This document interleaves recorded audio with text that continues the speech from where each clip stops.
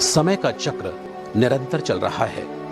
हर पल पुरातन को छोड़ नवीनता की ओर बढ़ रहा है। सूर्य धरती पर ऊर्जा का केंद्र है। समस्त सौरमंडल सूर्य की ऊर्जा और प्रकाश से संचालित है। इसी से ही जीवन और जगत का स्वरूप है।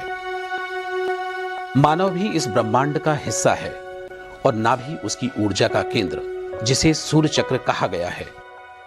इंसान के शरीर में 7 चक्र स्थित हैं, जिसमें मूलाधार चक्र, स्वादिष्ठान, नाभि, अनाहत या हृदय चक्र, विशुद्धि, अजना या आज्ञा चक्र और ब्रह्मरंध्र या सहस्त्रार चक्र।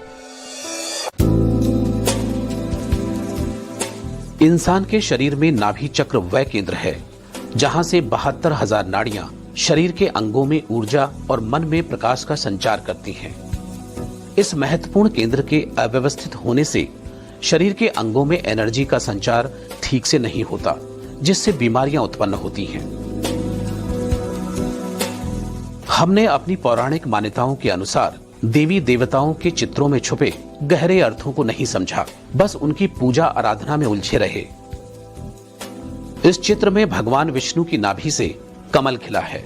उससे ब्रह्मा की उत्पत्ति हुई है, जो इस सृष्टि के रचयिता हैं। भगवान विष्णु शेषनाग की शैया पर लेटे हुए हैं, जो कि अनगिनत भयंकर बीमारियों का प्रतीक है, और वो उनके बीच भी सुरक्षित हैं। लक्ष्मी जी उनकी सेवा कर रही हैं। सभी देवी देवता उनके समक्ष नतमस्तक हैं। अगर इंसान की नाभि ठीक है तो वह भी भगवान विष्णु की तरह इस संसार में सुखी और स्वस्थ जीवन जी सकता है। विष्णु का एक अर्थ मानव भी है। इस जगत में हर इंसान का अस्तित्व नाभि से गहरे जुड़ा है। गर्भ में शिशु के विकास की शुरुआत नाभि से ही होती है। नाभि से जुड़े हुए शिशु मां के पेट में एक सुंदर शरीर का आकार लेता है। नाभि की ऊर्जा और प्रकाश से उसे जीवन प्राप्त होता है। जन्म के समय माता की नाभि से अलग होने के बाद उसकी खुद की ऊर्जा का केंद्र भी नाभि ही होती है। उसके अपने यथास्थान से डिगने के कारण इंसान के शरीर में बीमारियां उत्पन्न होती हैं। नाभि से जुड़े जीवन के इस गहरे सत्य को भुलाने का परिणाम है आज मानवता रोग और दुख से पीड़ित है। आखिर इंसान के जीवन से इतना बड़ा सत्य कैसे दूर हो गया? मानव शरीर से गहरे जुड़े ऋषि मुनियों के ज्ञान को इंसान कैसे भूल गया? वह इस बात से अनजान कैसे हो गया कि नाभि सभी बीमारियों की जड़ है? आज इंसान तरह तरह की बीमारियों से ग्रस्त है। कहीं शारीरिक कष्ट से परेशान, तो कहीं मानसिक रूप से दुखी। तरह तरह के रोगों में घिरे होने के कारण भटक सा गया है।